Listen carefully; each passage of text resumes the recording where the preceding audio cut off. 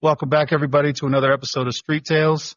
I've got Johnnie Rhodes with me today. He was basically my mentor, leader, supervisor for when I started my career with the Secret Service, and I'm excited to have him. He actually completed his 25 years, I believe, with the Secret Service, so he's retired at this point, but I'm excited to get into his life story, military background, law enforcement, and his career with the Secret Service. So, Johnnie, I appreciate you being here, sir. Glad to be here. Absolutely. So we kind of talked a little bit before, but could you just kind of summarize as best you can your life story and what kind of led you into law enforcement, military, things like that? Sure. First off, I did 21 years, 9 months in the Secret Service. 29 years total. I started after college. I went into the Navy, did 14 years in the Navy, 7 years active, 7 years reserve. Military service is just part of my family. My father, my uncles, my own son, we were always in the military. The only exception, I'm the one Navy guy in an Army family. So I don't know if that makes me the hero or the shame of the family. I haven't worked that out, but it was a great place to start, great place to grow up. How I started the Secret Service and law enforcement is a little unusual. I was duty officer on my ship when a Secret Service agent from our Norfolk office had to come there and arrest a civilian. I want to stress that, a civilian, not one of our crew members, who was working on board for fraud. And being the duty officer, I had to assist him and follow him around. And I asked that, he's a very senior agent, by the way, had a lot of time on. I asked him so many questions about the Secret Service and about their investigative mission and dual role. They finally started laughing at me and said, if you're that interested, you really need to come and fill out an application. Back then, it wasn't online. It was actually writing an application. So I knew that the Navy was drawing down post-Desert Shield, Desert Storm, so opportunities for me would be limited, especially in my specialty of amphibious warfare. Yep. So I thought about it and just kind of said, you know what, I think I'll do that. And it was a long process to get hired back then. From the day I applied until I actually got hired was almost 3 years, not quite, but almost 3 years. Made it and really enjoyed my time in the Secret Service. 21 years, 9 months, 6 presidential elections. Most of my time, as I told you when I was instructor, most of my time was in criminal investigations work and stayed in it for as long as I could. Then as got a little too old for law enforcement, then I went into the private sector as a bank investigator, internal affairs, and just recently decided to completely retire, at least for now, until I get bored and do something else. Fair enough. Well, let's back up just a little bit. Where did you grow up? You said your family was military, so I'm sure you bounced around like I did. My father was stationed at Fort Jackson, South Carolina. That's where I was born. Now, he did a couple of unaccompanied tours while we were there, so he wouldn't have to move. So I grew up there. I went to high school there, college, and was there all my life until I graduated from showing my age until the 1987 when I got commissioned. And then left South Carolina and really never came back. Never looked back. No. Got it. And then, so in the military, I know we kind of talked about it, and I am also a military family guy. Everybody, my family were Marines or Army, including my son and my brother. Much like you, my dad has the photos on the wall. I've told the story a few times, but it's one that sticks with me. But he's got the photos on the wall of everybody that joined in the military, and I'm on a shelf, and I'm like, Dad, I'm a cop, federal agent. He's like, yeah, what branch of the military is that? So I get it. And Marines are definitely kind of have that. Once a Marine, always a Marine. But what was your career like in the Navy? Well, I started off, I was what they call surface warfare officer, which is ship's officer. It was an amphibious ship where we carry 300 Navy crew during wartime. We carry 500 Marines, and I was in Desert Shield, Desert Storm. So I worked with the Marines a lot. I even taught at Quantico, amphibious warfare from the Navy side. I went to a brand new ship, which ordinarily I think would be I thought, all right, a brand new ship. I was so naive. Everything's going to work perfect because they're going to give it to us brand new and everything's going to be fine and all that. Well, no, far from it. There was a lot of that first couple of years, there was a lot of issues and bugs that had to work out on that ship. So it was very challenging. Yep. So I looked a lot of time away from home. I mean, when you're on a ship, and obviously you and I were in the Secret Service, we spent a lot of time at home, but we could always make phone calls and things like that. But when on that ship, you're out at sea, you are gone. And my deployment, wartime deployment, I was gone 9 months. My daughter was born in April of 1990, and I didn't see her again until she was about just before her 1-year birthday. We left in August, whatever date Iraq invaded Kuwait. 3 days later, we did our emergency deployment from Little Creek, Virginia. Went down to Morehead City, picked up a bunch of angry, ready to fight Marines, and then we dashed across the ocean, dashed across the Mediterranean, no stopping until we got to Persian Gulf. Now, for those of us who've never been on a Navy ship, it's kind of like its own city, is it not? Very much self-contained platform. Like I said, with 300 Navy, 500 Marines on board, that's a crowded vessel. Not a lot of room. It's not like a luxury cruise, not like a cruise liner. No. My room, and as an officer, I had it better than most. I shared with the roommate, and it was about the size of a bathroom. Oh, yeah. I have one experience. I was on a merchant marine ship, which, again, not Navy or anything. This was when the hurricane hit Puerto Rico, and we were there for 4 or 5 days. I was super excited, and then I got there, and I realized those ships are not built for men that are 6'4", 6'5". A bunch of us ended up having to sleep in the bathroom because we couldn't fit in the little bunks. Now, our living conditions actually, compared to most amphibs at the time, were pretty good because that's one thing I'll say about a brand new ship. The bunks, the size, they really paid a lot of attention to it compared to some of the older. I mean, it's an old ship now because it was commissioned in 1989, but as ships go, comparing it to other amphibs, we really were designed for some comfort. Not like cruise liner, but compared to other military ships, other amphibs, living conditions on board, like say air conditioning, heat, food, water, everything like that. Everybody had a decent sized bunk, living conditions. It's pretty good. Now, was that the only place you traveled when you were in the military? Was over the Middle East, I guess, or did you get to go experience anything else? Well, I started, once I got commissioned, I left South Carolina. Just myself, my wife just got married right after commissioning. We went to Newport, Rhode Island. That's Newport Naval Education Training Center. And that's where I went to school, basic surface warfare officer school. Went there, and then I was assigned to Little Creek Amphibious Base. There's only 2 amphibious bases in the Navy, at least back then. I'm not sure about now. It was either San Diego or Coronado, or Little Creek in Norfolk. Now, I also spent a lot of time in New Orleans because that's where my ship was being built. Got it. There at the time. And in terms of deployment, no, I just made that one deployment to the Middle East and back. Okay.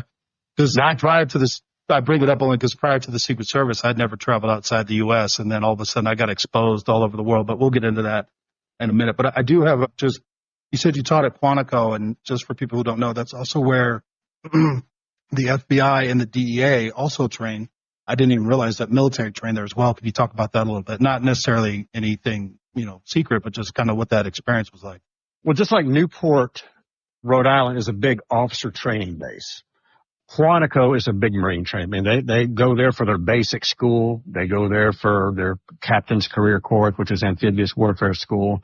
So there's a lot of officer training schools that are in Quantico. Also, the Marine Corps OCS is there. So Marines are constantly going in and out of Quantico for training. And I'm not that far as a Little Creek, so a few of us officers went up there as instructors, teaching them amphibious warfare school, also teaching a little bit at their OCS. Just from the Navy point of view, this is what you can expect when you work with us on an operation.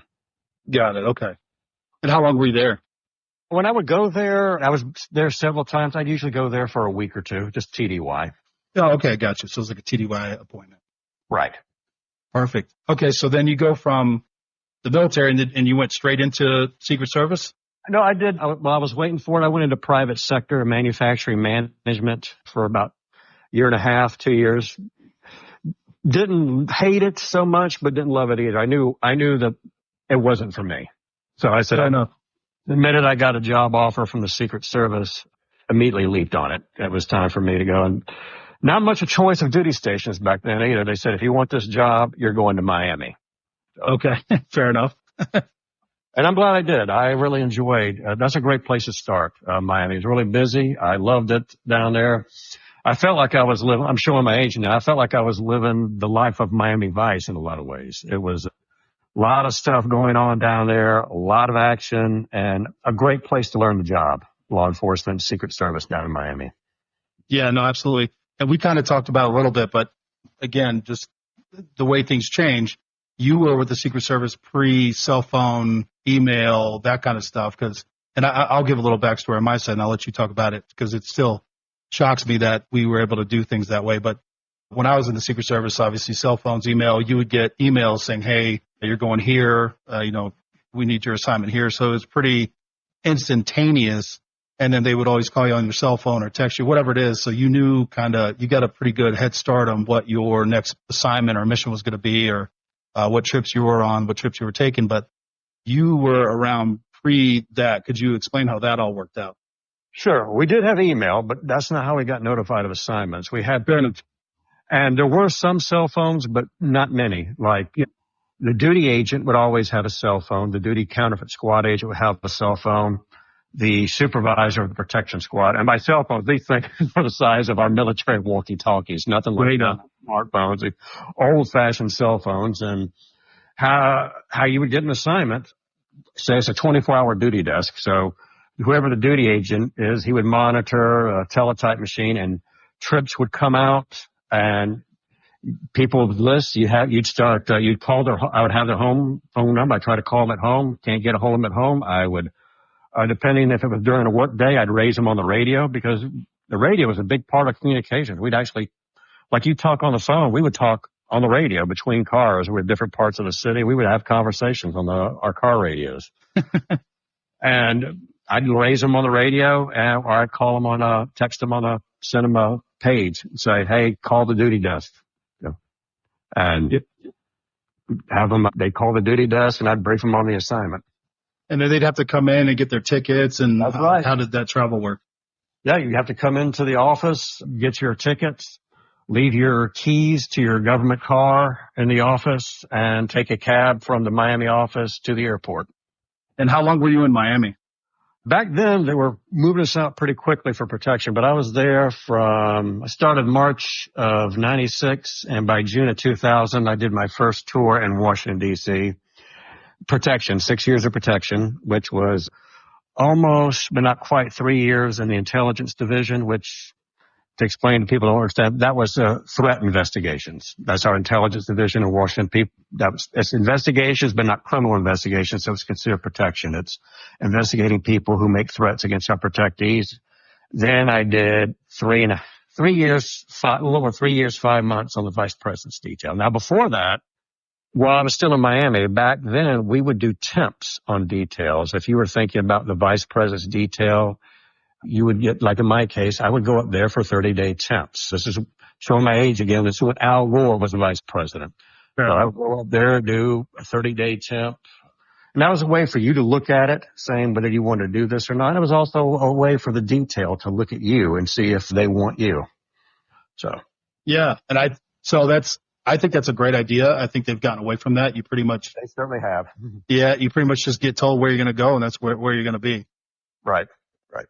And so I've talked a little bit about it, but there's 3 phases in the Secret Service. Phase 1, you go to a field office, you do criminal work, you do post standing, you do advanced like assist. So if the protectee comes to your city, you'll work with the detail who's doing the actual advance, but you'll help them, with meetings and hooking up with local law, whatever assets they need. But could you talk about it from your point of view, just because it was a little bit before my time?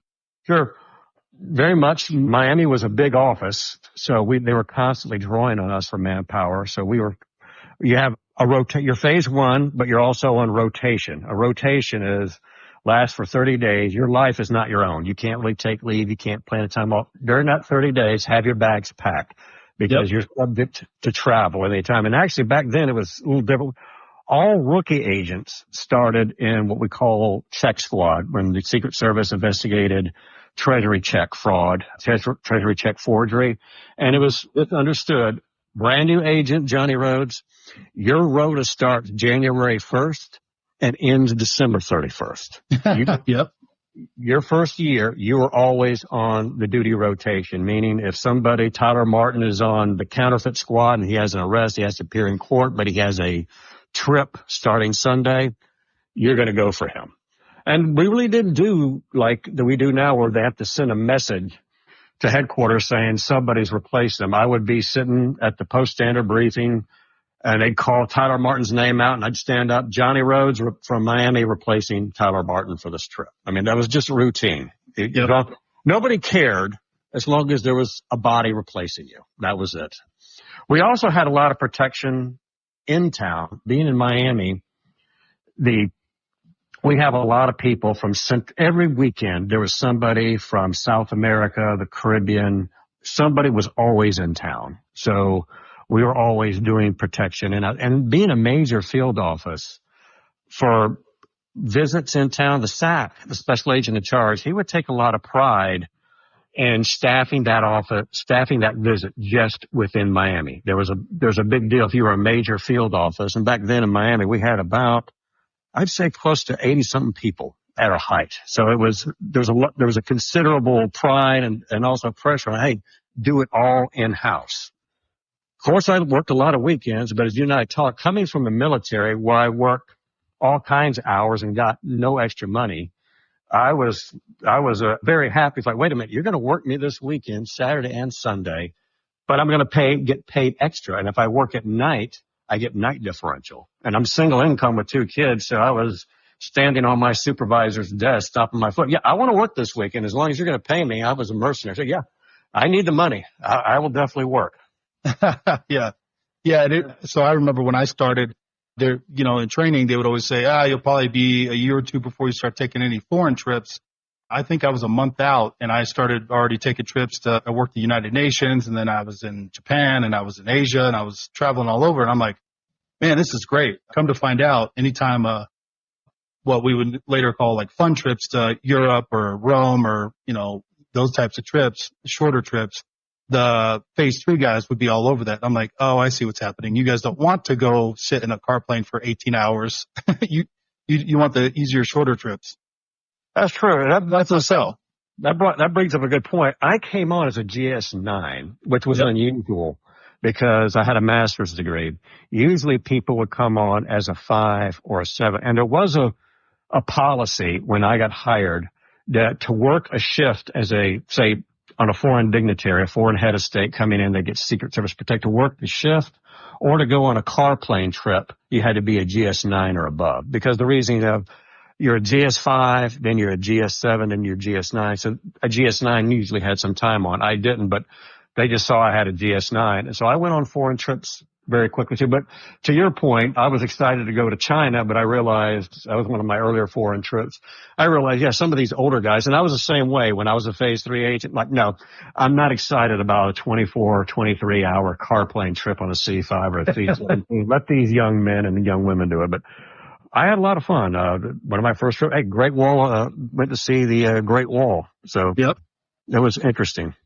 Yeah, and we talked a little bit about it as well, but you were talking about the different levels once you were on the detail. Sorry, transitioning onto the detail side, where you start off as you work the detail, you work like the kids or whatever, but then I don't want to call it a promotion, but the more time you have on, you work your way up to doing like advances. And once you're an advanced lead agent, you're pretty much gone all the time, and you are responsible for trips overseas, well, anywhere. But I never made that level. I didn't do lead advances. I did a lot of trips, but I was always side agent, RON, whatever, counter surveillance. I never did lead agent. Could you talk a little bit about that and what the expectations were?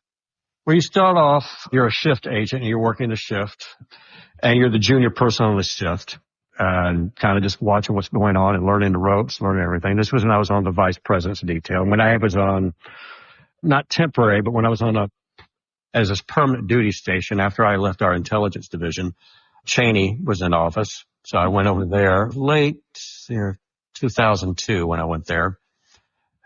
Then after you've been on the shift, could be about a year, then you go to what's called satellite detail. Satellite would be like on either TS, where you're driving the limo, transportation, counter surveillance, or in my case, I went to the family section, which With family section, I was assigned first to the vice president's spouse. In this case, it's Mrs. Cheney. I was assigned to her detail and did that for a while, forgot how long, and then I got assigned to the daughters and the grandchildren.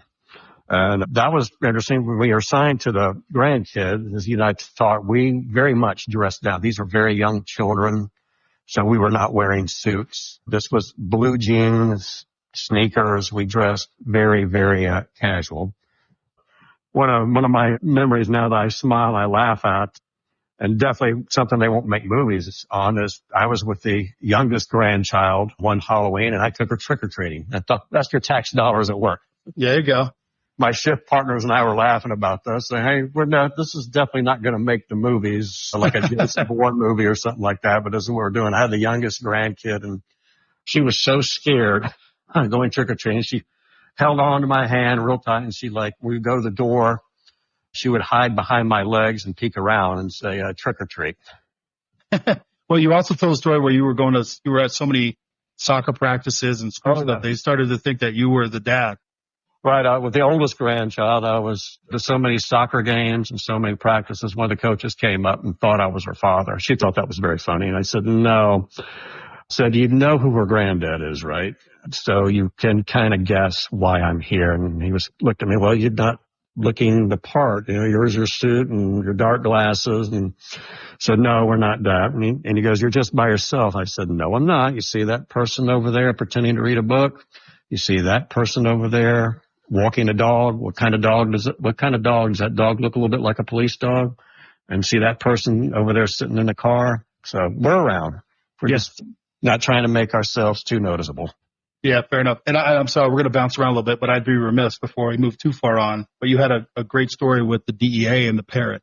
Oh, yeah. That was back in the Miami days. We worked with law enforcement, not just local law enforcement, but I'm sure you did too in the secret, but also other federal agencies.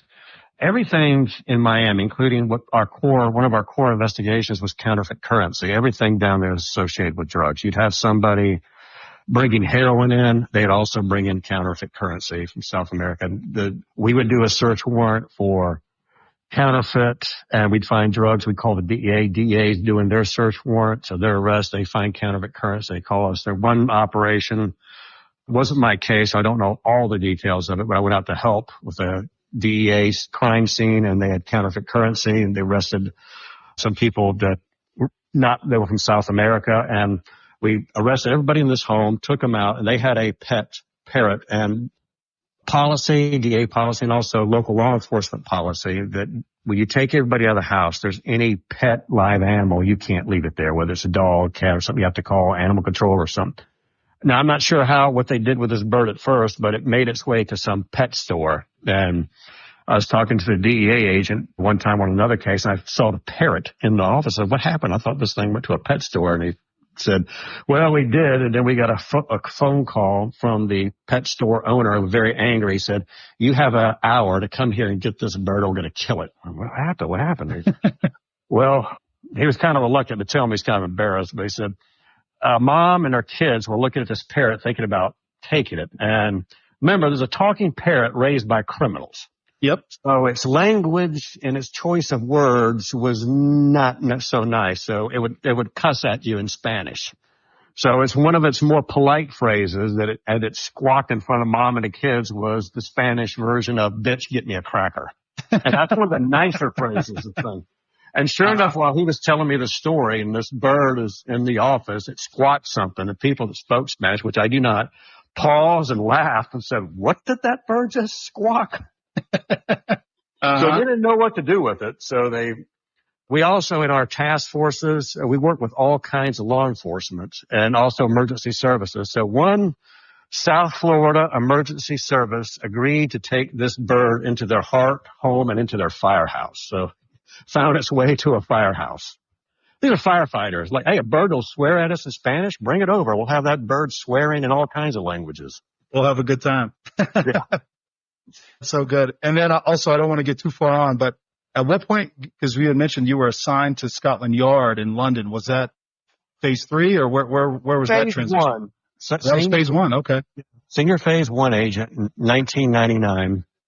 We were doing this temp helping New Scotland Yard, City of London Police, a financial crimes task force. Back then in the 90s, if your credit card was stolen, say at Disney World, and you knew about it within 5 minutes and reported stolen, that credit card could still be mailed to Europe. And even after you reported stolen, was still usable by criminals for up to 2 weeks. So it was a big business going on. So I got a chance. It was volunteer, but I was glad to do it. And it's one of the most rewarding things I ever did in law enforcement. Just, American law enforcement, you're assigned to a foreign police department, and you get to watch things and assist them, not just watch, but you also get to observe them and see what's going on and see what laws, how they do things, and how they do things different from over here. Some ways their job is harder, some ways their job is easier. Like one way their job is easier, most of your audience would probably know what a controlled delivery is, correct? Yes. Okay. They would do a controlled delivery. These stolen American credit cards were intercepted. They would have one of their officers disguise themselves undercover as a Royal Mail carrier, deliver the stolen credit cards to an address.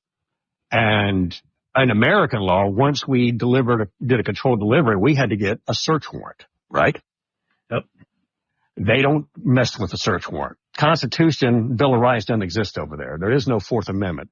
Yep. You sign for stolen merchandise, credit cards, in this case, the police descend and they search the place and toss it. And that's what I personally observed. I'm like, no search warrants. And they laughed at me. No, we got this. And we searched the place. Okay. Fair enough. Then my part was, since they were American credit cards, I was the point of contact to run these credit card numbers to see if they were in fact stolen and who were the victims and assist them in that matter. So it was an interesting chain event. They have their version of Miranda, a little different from ours. They can question suspects at the crime scene without an attorney, but once they get them, and this is back in the 90s, so it hasn't really caught up to this in the United States yet, but once they get them to the police station, every interview had to be video recorded, and there was no such thing as waiver of counsel over there. Didn't happen. Even if they brought in their own counsel, there was a court-appointed solicitor. They have two types of lawyers over there. And stop me if I'm going into too much detail. You have a solicitor, which is like just a basic lawyer that can help during questioning. But if you go to court, it has to be a barrister. But there's going to be a court-appointed solicitor sitting next to this guy or girl and giving them advice. And there's no such thing as waiver of counsel there during that type of questioning. I thought that was very interesting. And none of the people I worked with over there in fraud were armed. Only one of them was even trained in guns, and that's because he came from robbery homicide. But everybody else, including myself, the whole time I was there, I was unarmed. Yeah, and we did talk about that because I did do advance in London on the Harris detail, so I worked with a lot of the local police officers. And it's still to this day, I think, because I was out at the airport in Essex, and I think there was like 40 or 50, again, I don't phraseology, but they were Essex or London-based, United Kingdom-based law enforcement because they had people who would transport. There's a bunch of cops, but only one sergeant, they called him the rifle sergeant for us, for our American terms. And they're like, he's the only one that if they need to get weapons drawn or whatever, he had them in his SUV in a steel lockbox. There was a bunch of signs. I mean, it was not something like, oh, hey, there's a guy with a gun, pull out your guns and shoot him. It wasn't like that. There was like a chain of command. So that's still very prevalent to this day. Good. They don't walk around with guns. Right. When I worked protection over there, and I did a few times, now they're special branch. They were armed. They were armed with round chamber and all that. But when I was there in an investigative capacity, it was like you said, what you and I consider armed is not what they different over there. An armed response, they, like two officers in a car, they had their guns unloaded in a lockbox, and there had to be a call. We need an armed officer at this address. And they would actually go on the radio. This is Martin in car number whatever. We're going in. You'd have to call in on the radio, going into pistol box number so-and-so at this time. Drawing pistol number 1, drawing pistol number 2, and loading the pistols. And I saw this, and what even more astonished me, what they considered a loaded weapon and what you and I considered a loaded weapon is different back then. Mm-hmm. They don't chamber the first round. I questioned. I said, why not? That's still not, that gun's still not ready to go. And that's the policy over here at that time was they want the officer to make that extra step to chamber a round and be even more hesitant to shoot. Okay, that's your laws. That's fine. I was just curious. Yep. I think that's still the way they do it to this day. Again, we never had to, at least on my aspect of the detail, we didn't deal with anybody that was armed, but that was my understanding talking with their law enforcement. But you did also get to testify, which I think is not normal, or at least I think you're the first person I've ever talked to that actually got to testify in a foreign court. And could you explain how that's different than in the U.S.? Right. Being a Secret Service agent over in the UK, I'm under diplomatic immunity. So they asked me to testify in a counterfeit case because they had some counterfeit American money. So obviously there's an issue with their officers testifying in a case about counterfeit American currency. And so it was a big deal. They had to go all the way to the American embassy. The ambassador had to get involved. They had to go get permission from Washington. And there had to be a temporary waiver of my diplomatic immunity and also strict condition. I would testify as an expert witness on genuine currency. Remember, we were in training. Hey, we're not experts on counterfeit. Correct. Testimony had to be limited to my expertise in genuine U.S. currency, and I would not respond to any questions if I was challenged on my expertise. That had to be, hey, he is an expert. Opposing counsel, you don't get to dispute that. That's the way it is. And so I got to testify, and very interesting. And the courts over there, very much like they were way back when. They still wear the wigs. It was much more an accusatory system. I thought it was intimidating, and I'm just a witness. Yeah. That bench is sitting very high, and that judge with the wigs and the barristers with the wigs. It was an eye-opening experience. It was fun. Like I said, very few of us have done that. I think when I was there, one guy from the embassy had also testified, and so probably at least back then, I was only maybe one of about 5 or 6 of us that ever testified in those conditions in a foreign court. Yeah, unfortunately, I was slated to go to work, do a temp assignment at The Hague right when COVID hit. So my first attempt, they shut it down, and then my second attempt before going to the detail, shut it down. So I never got to experience it. I was very much looking forward to it. But again, it's one of those opportunities that I unfortunately missed. Mm. But so you mentioned that you worked through 6 campaigns.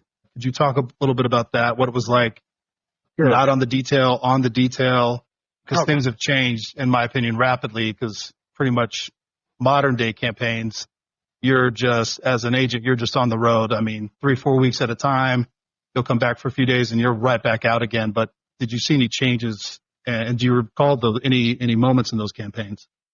Sure. First campaign is right when I got hired, 96. Clinton Gore administration, and running up against Bob Dole. Mm-hmm. We were gone a lot. No question about it. We were definitely out 2 or 3 weeks at a time. And we had what we called back then days off on the road. Like if you had a day off between assignments, sometimes 2 days off, they would actually leave you out in the field, which I didn't mind too much because sometimes that's really not a trip home where you fly home. By the time you get home, it's midnight. You've got maybe 7 or 8 hours at home or 10 hours at home, and you got to leave at 4 o'clock the next morning. That's not. I'd rather, hey, fly me into Tampa, which is my next assignment. Get me there like a day and a half early, so I'll do some laundry or I'll go to the gym or go relax. I also remember, and you and I talked, the 96 campaign compared to campaign now, there just wasn't the violent rhetoric that there is now. I mean, who wanted to kill Senator Dole? Nobody. I mean, the political differences just weren't as heated back then.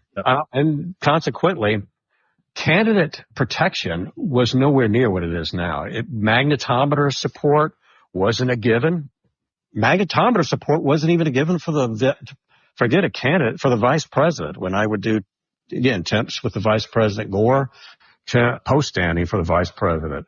It wasn't necessarily like it is today, standard procedure to get magnetometer, counter sniper, special operations support. Didn't happen. Not unless there was a justifiable need. We had some intelligence, and certainly candidates didn't get it. Again, because we just didn't have that negative information out there and political violence on social media. Because obviously this is 96, social media still not out there. And it just wasn't the violent rhetoric that we see today. Yeah, no, and you even said that armored cars weren't necessarily always used for all the trips either, which to me is surprising because I think they're pretty much used for almost anybody and everybody.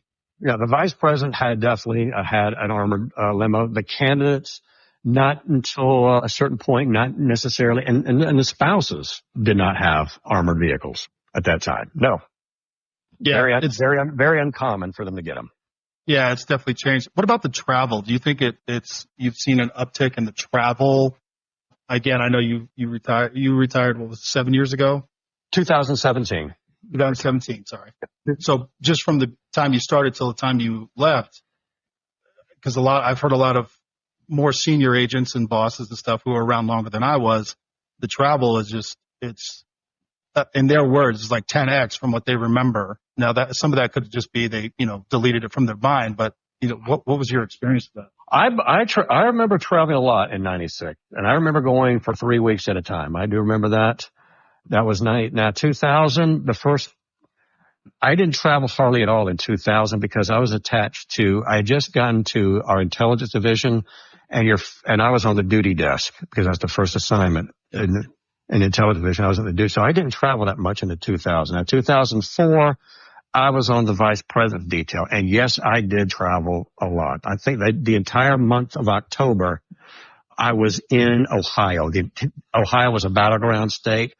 The vice president was going there so often that they said, hey, you know what? We're just not going to fly in the advance team in and out. Just check in there at your hotel. And I actually thought it was a good idea.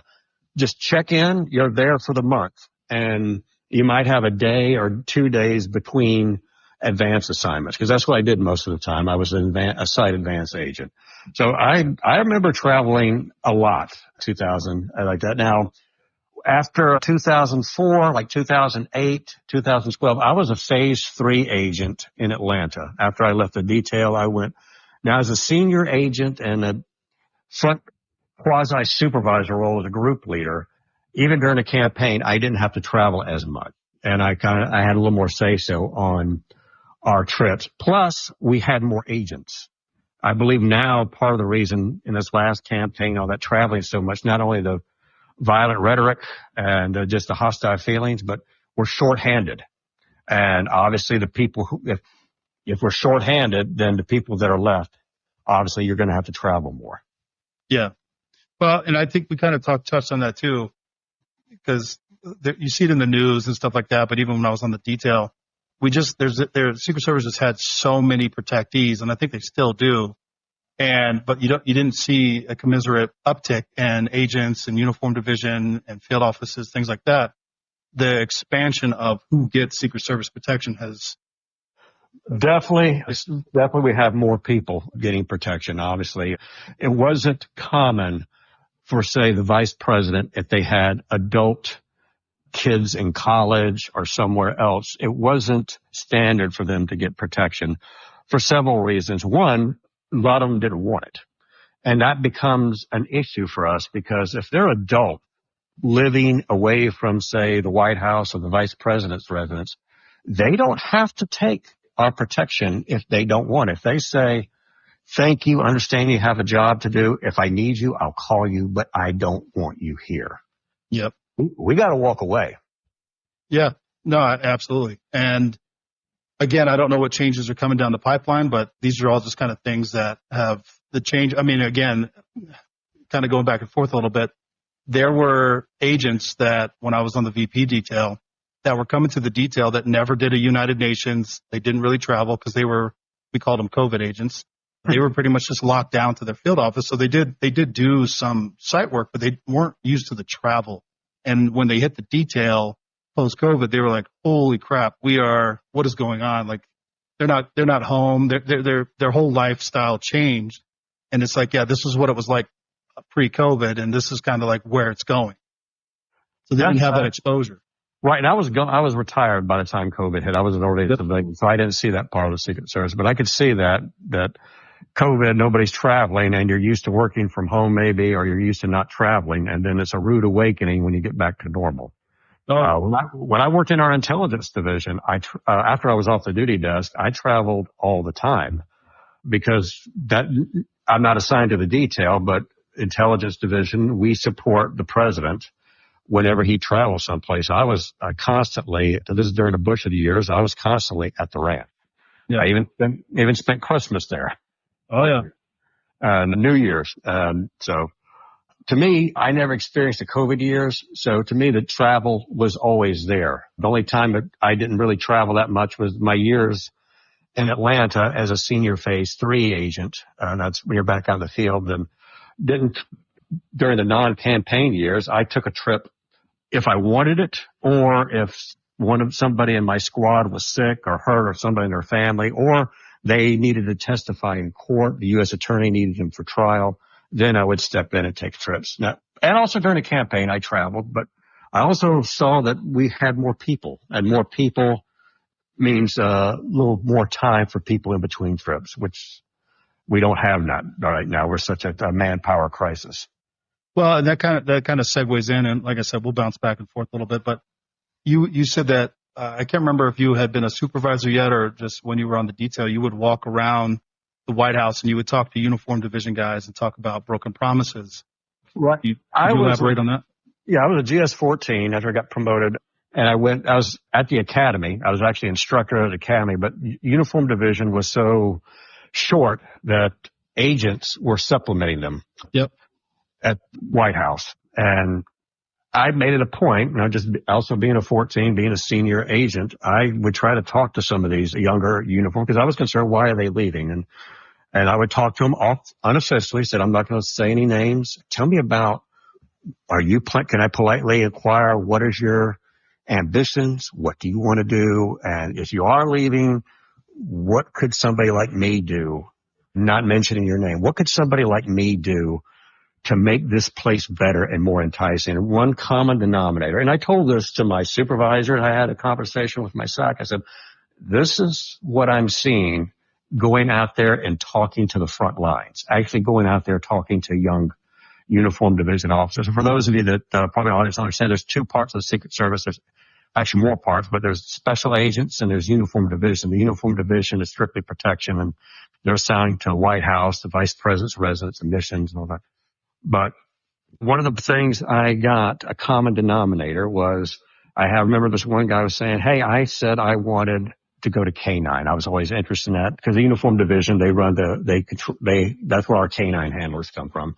And I was told by my boss, if I do these things, volunteer for this, work days off, minimize sick time, et cetera, and do a good job and have this and do these accomplishments, I'll be a shoo-in for this. By this date, I'll get you into K9. And that didn't happen. And somebody junior to him, less time on, got a K9 slot. And he was very upset. I said, that is not how I want to start my law enforcement career and commit to an organization that's already shown me they're going to be distrustworthy and lie to me. He said, I'm not going to stand for that. And I said, fair enough. And they stressed that it's one thing to tell me I can't have it, and you don't know when you can give it to me, but don't promise me something by a certain date, and then, tough luck, you didn't get it. Yeah. Well, and that so just trying to follow your career. So you were phase 3 in Atlanta, and then you got promoted. Did you get promoted in Atlanta and then go to DC, or what did that look like? No, that's very difficult to do in the field office. Atlanta is a sought after position. Very rarely did they promote when I was in, did they promote a 13 to a 14 in Atlanta, because there was too many existing 14s that wanted to come down there. Yeah. So when you make a decision as a phase 3 agent, go back out to the field, if you want the grade, if you're hungry for the grade, your best bet is to stay in Washington, or realize that if you want a grade, a promotion, you might have to go back to Washington. And in my case, I did. Now, I would have stayed in Atlanta. I was happy there, but in my personal circumstances, my kids have graduated from college. They had moved out of state. So my wife and I were just talking about it and said, you know what? There's really no ties to us here. Why not reignite my career and try to promote? Because pretty much the whole time I was in Atlanta, and I was in Atlanta from Memorial Day weekend 2006 to Halloween 2014, I didn't participate in the promotion system because you don't have to if you don't want it. You can sign a waiver saying, I don't want to be evaluated as a supervisor and I'm not putting in for promotion. Yep. So I took a break and I said, sometimes I question myself, man, what the heck did I do? It might have been a mistake, but I said, no, what, I'll try. Put in for promotion, and I got accepted for promotion at the academy. That was the only 14 assignment. That was my last assignment before I retired because I went up there with quite some time on. Well, could you talk a little bit about what you saw while you were at the training academy? Because again, I have my perspective, which I was there as a trainee, and then I would go back for, PDT, which is you have to go basically back a refresher course on presidential division protection. And so that's what I saw. But you were a supervisor there. So like, one of the first things I saw. Yep. I remember you went to FLETC just like I did, right? You went to FLETC before you went to federal law. One of the first things I noticed, and I started in 96, and I looked at our training academy, and the physical grounds hadn't changed that much. Mm-hmm. As opposed to FLETC, Federal Law Enforcement Training Center in Glencoe, I could tell a lot of money had been put into that place. The tactical village, the rifle range, pistol range, a lot of time, a lot of money, and the place had grown. And I was a little disappointed that our own academy had not grown. Certainly we were shorthanded, but I also had great instructors. I was very pleased with that, very knowledgeable instructors. I had the investigative section, criminal investigations, and then I also had threat investigations. A lot of times it was challenging because we go into protection when they're shorthanded of agents, they will steal my instructors. So that made training very, very difficult and challenging sometimes. Short of instructors, I need instructors to teach. So I saw that made it very difficult. I thought the weapons training was still top notch. I don't know what your perspective is from a student, but from what I saw as a student and also as a supervisor, I was glad to see that the Secret Service had not budged on that. The marksmanship standards, the firearms instructors still were taking that very, very seriously. So I was very happy about that. Yeah. What about and yes, actually, I would agree with you. We talked briefly about it. We don't need to get into it, but the Secret Service has been in the news and the limelight because there's been a lot of incidents involving agents in shootings. I mean, not just the Butler PA one, but there's been some other ones that to me, it doesn't connect with the type of training that I remember receiving. And when I was on the detail, they were going to a monthly qual. Like you had to go every month you had to go re-qualify with your pistol, and then every 3 months with your rifle, things like that. But so for me in the actual trainings village, RTC, the firearms training was top notch in my opinion. And it was my fourth academy. So I have you would know better than me. So I've had some comparisons for it, but did you see any change in the type of individuals we were recruiting? Because I know it's common. Everyone thinks that everyone comes to the Secret Service, they're either former military or law enforcement. My experience, that's not true. And I didn't start my career with Secret Service till 2016, but did you see a shift or a change in that way? I think that got worse after I left. Now, did I start to see some differences in less experienced people being recruited into the Secret Service? Correct, but not to the way it is now, I don't think. I left before that happened. Because, like you, for instance, you were in my class. I was a class coordinator. You had experience, and also people in our class, there was a lot of ex-military and ex-law enforcement. So I think that happened more after I left. Yeah, and I've talked about this on previous episodes, and just so you know, I don't necessarily believe that you need to be military or law enforcement to be a good agent, but I do believe you should have some sort of life experience and the ability to talk to people, because as a Secret Service agent, you're talking to. Agree more. I could not agree Yeah. more. One of my best trainees when I was a Secret Service instructor, and I made a point, says, wow, guess what the job she had before she came to us? What was that? Emergency room nurse. Oh, but see, I think that's great. And I could, especially when it came into communications like interview and interrogation and also talking to staff. And I said, you really knocked this out of the park.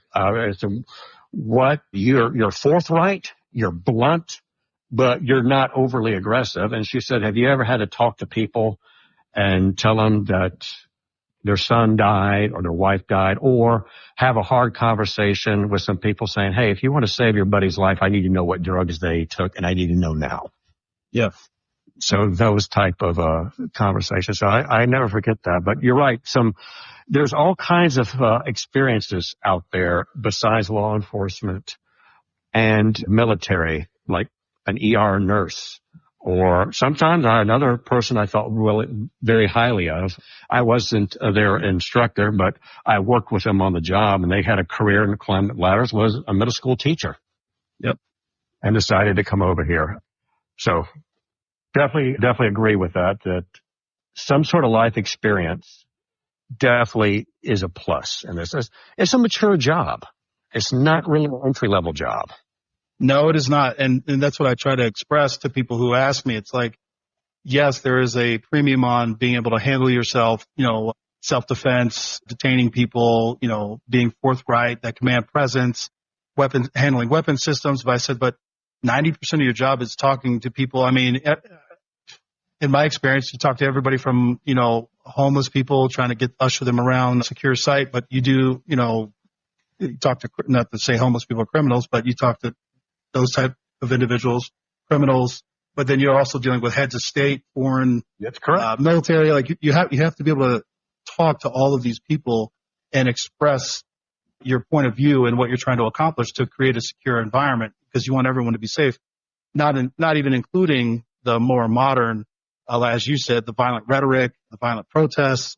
You have to be able to control and compose yourself in all of those environments. And again, it's a very unique job. I don't know that there's another job on the planet that could prepare you for that, but you got to have the ability to have confidence in what you're doing, but also in a way that you can kind of sell your idea of what you're trying to do to people who might not want to do it. I'll add to that what you said. We also have to be experts in dealing with the mentally ill. Yep. Remember in your academy, to me, that's also one of the best training I've ever seen in my life. What the Secret Service does for our protective intelligence training, where we're dealing with mentally ill people that have a violent or unusual interest against our protectee. And you have to be able to talk to somebody, which is an entire different set of skills. Yes, it is. Talking to them, because they just don't relate to the way you and I see things and the way I think. So it takes a lot of patience, and it takes special skills and training to do that. Well, let me ask you this, because you just kind of, again, I wasn't prepared to talk about this, but you brought the ER nurse, and I think it's very, very similar to how people get. You take a normal person who otherwise would not do anything violent or put themselves in a position where they had to engage with law enforcement, but politics lately has just put people outside of themselves, much like drugs or some sort of emergency situation. Like people that go to the emergency room, they're suffering from extreme pain or some sort of psychotic break or drugs or whatever. Otherwise, outside of that specific moment, they're working 9 to 5. They're not trying to hurt you. They're not talking wild and crazy to you. They're not threatening you. But I think politics has kind of brought people who otherwise would not put themselves in that position, jumping fences, attacking cops, whatever is heightened emotional state. I mean, January 6th is a good point of reference for that. You had thousands of people who were very passionate about what they believed in, engaged in somewhat criminal activity. Again, I don't get into the right and wrong of things. I don't try to dive in like this is right, this is wrong. But it's just you. Otherwise, if that moment hadn't existed, nobody would have ever engaged with you. You wouldn't have had to engage with federal law enforcement. That is correct. Definitely And I'd say social media has played a lot of roles in that compared to what I saw in 1996 and in the 90s and early 2000. There wasn't on that platform pouring gasoline on the darn fire. Oh, yeah. Well, let me ask you this, because you obviously protected a lot of foreign leaders, and I'll reference a point just to kind of give you an example. I was dealing with the prime minister. I'm drawing a blank on the country. It was a female, and their leader was holy. I'm drawing a blank. I wish I could remember the country, but we were there. There was a bunch of people there, a couple hundred people there that were very excited. She was in their presence. They were excited to see her. I had a couple try to climb over me like I was just an inanimate obstacle, and I had to shove them back.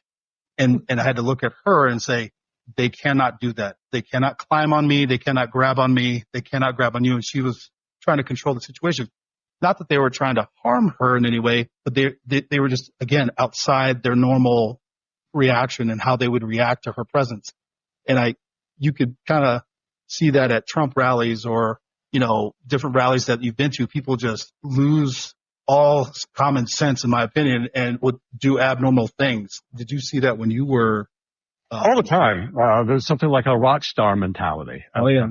President Clinton was very popular at his rallies and campaign events, and they were fans of his. They would never think of hurting him, but they would just look at him like their favorite rock star, and they just wanted to go up and shake hands with him and talk to him.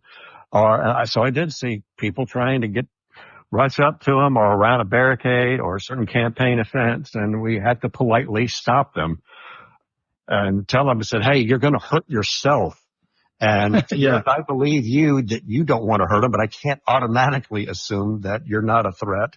You're getting too excited. You don't want to knock somebody down and hurt them, which has happened. I think one of my first campaign assignments when I was working a big outdoor rally for the 96 campaign, I felt like a paramedic most of the day because I was running from almost one medical emergency after. I did CPR that day on somebody. We had people from a crowd getting pushed down, including a child that possibly had a broken wrist.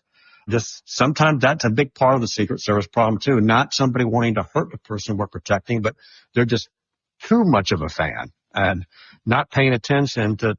They're not here to see you. Okay. They do like you. They're glad for your support, but you can't just run up to them and throw your arms around them. Okay. Yeah. Well, and much like you were talking about campaigns, especially during the Trump campaign, because I was one of the first ones had some time on and I worked, but people would show up 8, 9, 10 day before, hours early in the elements. They're falling out. They're dehydrated. There's too much because the site wasn't even open yet. And they're just in the parking lot or they're stored. They're waiting somewhere often away from the site, and ambulances are having to run around. I'm like, what is going on? But that's how excited people were to get into the venue to see whoever their person was. I saw that a lot. Obama's first inauguration. There were so many people getting there at 1, 2 o'clock in the morning, trying to get on the mall to be a part of it. And they weren't dressed for the weather. We all know what is January like in Washington. Freezing. And some people, God bless them, just put on their best suit, their best church clothes, best going to church clothes and shoes and put on a heavy jacket and think that's going to protect you. No, it's not. So no, it's not. I was dealing with a lot of medical emergencies there too. Hypothermia, the young and also the elderly. And this is again, just so excited, and that becomes a part of our Secret Service mission too, is not just protecting them, but protecting the public. Somebody is in respiratory distress, or they're in hypothermia or frostbite. We gotta help medical. We gotta help local law enforcement. We gotta do a humanitarian mission is very much a part of it as well. Yeah, and I think that's one thing that I think they try to teach it, or they at least talked about it in training. But until you're there, you've got 5, 10, 15, 60,000 people. It is hard for somebody who's never worked secured a site like that to put that. I'm like, you got to have bathrooms, you got to have water, you need to have EMS medical teams, you got to have ways for these people to get out. It's just a lot that kind of goes into it that until you're actually exposed to it, I don't know how you prep for that or simulate that. Correct. And you have to tell the staff too, because oh yeah, you have to tell the staff, listen, you need to prepare for this. This is a big deal. People are going to be excited. And there are certain things you need to deal with. It's not my job, but I'm going to try to give you hints about doing your job. Water, medical facilities. Is there enough space for everybody to be here? Maybe put out some communications to the supporters that, hey, what's the weather going to be like tomorrow? Put that out in the news media. This is not a time to dress in, say, a business suit or a nice church dress and put a big coat on, think you're going to be okay. No, you need to dress for the weather. Oh, yeah. Kind of like where you're at right now. I don't think a suit and a big coat would protect you out there in Montana where you're at right now. No, absolutely would not. It's freezing out here, but that's what I'm saying. Like, people just get it in their head, and I can only imagine trying to protect the site out here. It's like people travel from all over the country. I mean, even agents would show up with, leather-soled shoes and a heavy coat. I'm like, dude, you need to go buy some warm clothes, warm boots. Like, you need to figure this out. You're going to freeze to death standing post for 12 hours. And that's where training and the site agent has to come into. If you know you have exterior posts, you need to reach out to those agents and their reporting instructions. You, Tyler Martin, you, Johnnie Rhodes, you're going to be working in an exterior post and you're going to be outside. This is what we highly suggest you bring, winter boots, dress in layers, gloves, hat, say all those things. Right. Oh, yeah. And I want to be respectful of your time. We've been talking a little over an hour, but I want to hit a couple of different points just to be respectful of what we were talking about. But I just also kind of want to tie into did you ever do any foreign advances or I just kind of want to draw a picture of what it's like to put together. I never did a foreign lead. I was scheduled for a couple of foreign advances. Well, for the vice president, I did not do any foreign advances for him. Now, I did some foreign advances for their kids, one in London and also one in Paris. I also did some foreign advances for some former Secret Service protectees. I was scheduled for a couple of foreign advances. One I was so looking forward to. This had been the trip of a lifetime. Vice President Finney was going on a trip to Australia. I was really looking forward to that. But that's when they had the avian, what is that thing? Avian flu. Mm-hmm. They were shutting everything down. Avian flu and the trip got canceled. Now, I did some foreign travel with him on the ship. Yep. So one of my last foreign trips with him, we went to the Middle East, and that was very interesting. We went to Kuwait, we went to Iraq, Afghanistan, Pakistan. So wasn't on advance, but I was on the traveling shift, and definitely our antennas were up, and we were concerned. So this could be a very potentially dangerous trip. We were briefed on that. Oh yeah. And foreign advances, you deal with a lot more military personnel, the logistics of getting everybody there, hotel rooms, like that. That's that's probably a whole episode. But you did advances in the U.S., correct? Right. I also did when it was intelligence. When I worked in the intelligence division. Yep. I did foreign advances for the president, and that was interesting. And one of the main things you got to remember when you do a foreign advance, your badge doesn't mean anything over it. Correct. Or China or something like that. In some ways, it's almost easier in a way because you can't do anything. You're with a foreign counterpart, and anything you want to do, you have to have them do it for you. You cannot go up and question somebody. You can't make decisions. You have to, hey, I would kind of hat in hand, please, I would really like it if you would do something like this for me, or you would make a security arrangement like this. It would really make us happy. You have to be very, very, going back to our communication skills, you really have to exercise diplomacy and talk to them and say, ask and politely ask and tell them why this is necessary for us. Yeah, exactly. Well, on the domestic side, though, I'm just trying to draw a picture. Like, you have to deal with the venues, transportation, the roads, residents, staff, your post standers. Yeah. Yes. Yeah. Could you talk a little bit about that? Just if you have one off the top of your head or just summary either. Well, one of my last advances when I was on the vice president, he landed in North Carolina and he was motorcading to South Carolina to do a campaign assignment and back. That's very complicated. So we're dealing with two states. We're talking a multi-state motorcade. Yep. So there's a coordination. Okay, who's going to be the lead car in North Carolina? It'll be a North Carolina Highway Patrol. We cross into South Carolina, then the South Carolina Highway Patrol we have to decide, and we have to coordinate very carefully. Once we cross the state lines, the South Carolina Highway Patrol car will move up and take the lead, and the North Carolina Highway Patrol car will fall back. And that has to be talked about with very high officials, and there could be, some egos, some bruising. Also, from your own time on the vice president detail, what do we do at the end of the visit? The pictures, right? Yep. People get their pictures with the protectee. So that becomes very political, very ego and all that. So we have a multi-state visit. So I'm going to ask, and I have to ask the staff, hey, instead of the normal 6 clicks, I'm going to need 12 because I don't want to play favorites between each state. They've done a good job.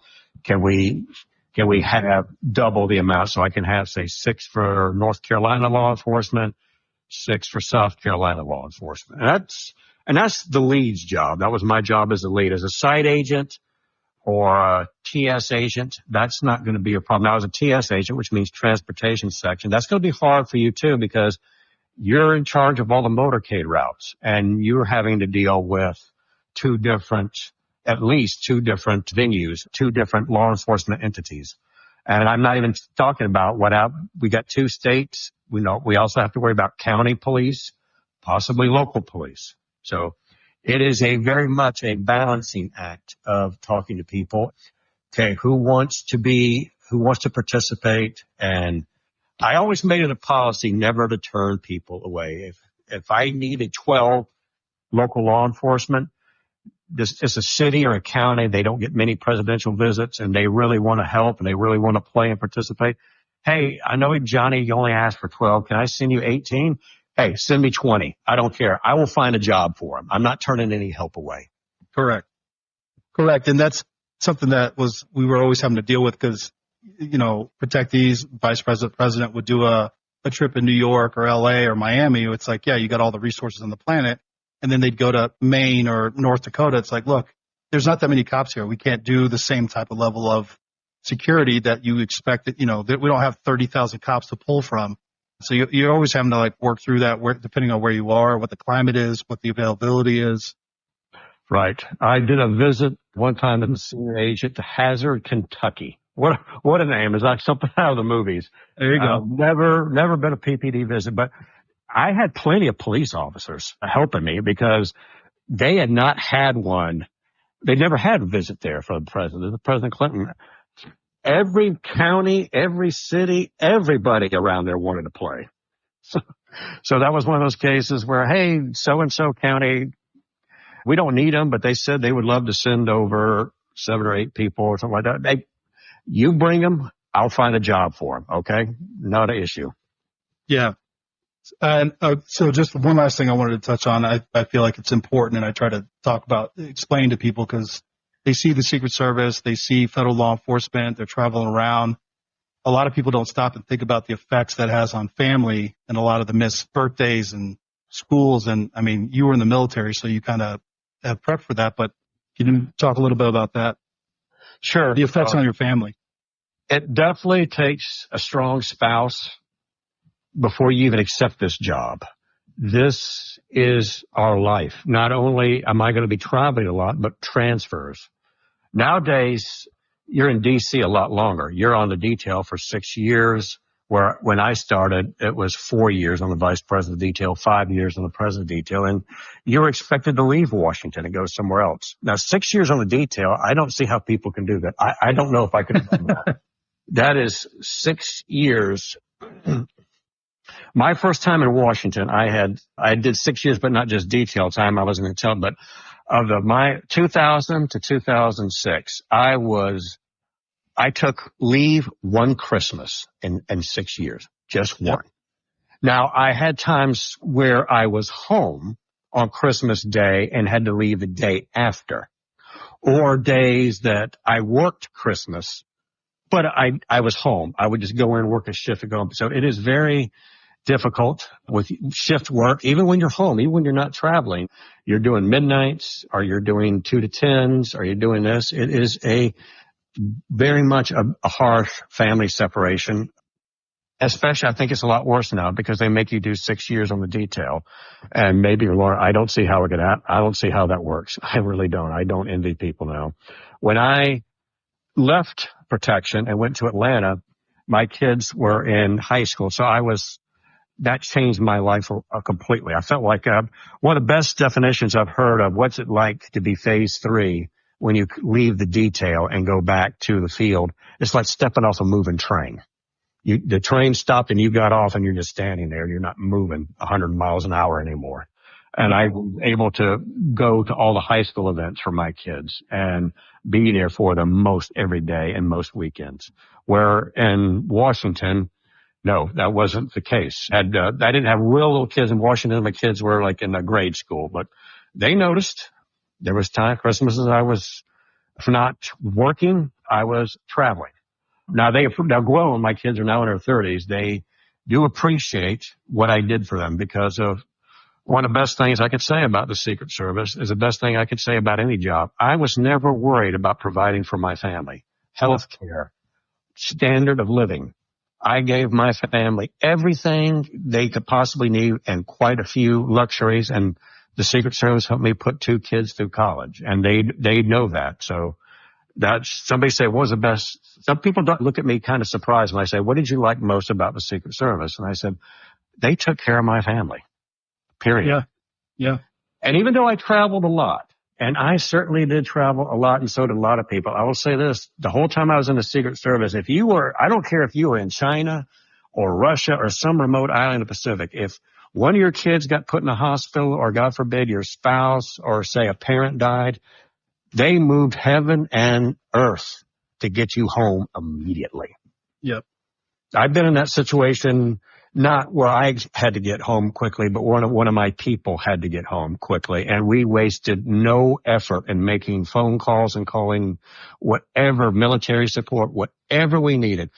You don't understand. This guy's father died, or this person's kid was in the hospital. He's going to be okay, but his kid's in the hospital. Wife or husband is freaking out. We're talking hours, not days. We want this agent home. Everybody understand? We're on the same page. Let's make it happen. Yeah. I did it. I experienced that again, not personally, but you get kind of, well, for me anyway, self-reflection. I got caught up in traveling and doing all these things. And I would always make it a point to try to reach out to my kids and my family, at least, every day, the best I could, depending on traveling. But you sit back after you're kind of done and you realize how much you miss. But like you said, I was able to provide for them in a way that I couldn't beforehand. And they are appreciative now, especially my son's in the Marine Corps. So he's starting to understand the sacrifices and, coming home after being on the road for 3 weeks and you land and you got to drive, 5, 6, 7 hours home, depending on where you are. And you're exhausted, but you want to make sure you're there for the important event. So it is a major sacrifice. I try to beat that as much as I can, because I think that gets lost in a lot of the rhetoric that gets thrown about federal law enforcement, especially Secret Service. Yeah, absolutely. And expectations. Well, Johnny, I appreciate your time. I've had you on for an hour 15. Is there anything you want to leave with, sir? No, just for those of you that hear this, that are thinking about a career in federal law enforcement, hey, I did it, and I'm glad I did it. If I had to go back March 4, 1996, my first day on the job, would I do it again? 100%. Just for those of you who are listening to this and have an interest in it, it can be a very rewarding career, but you have to go in it with your eyes open. It's a calling. It's not just a job. It's like going into medicine, or if you want to be a minister or something like that, it's a calling. It could be a very rewarding career, but you really got to want this. Just like the military, you got to want this. And if you don't, you really don't belong in this. It's going to ruin you, your family, and we certainly don't want to take you in and train you and then you leave like in your first 6 or 7 months. You really have to want this. And if you do, definitely we need you out here. Definitely. Absolutely. Well said, well summarized, and I appreciate your time. Thank you. Thank you. Good luck to you. Bye.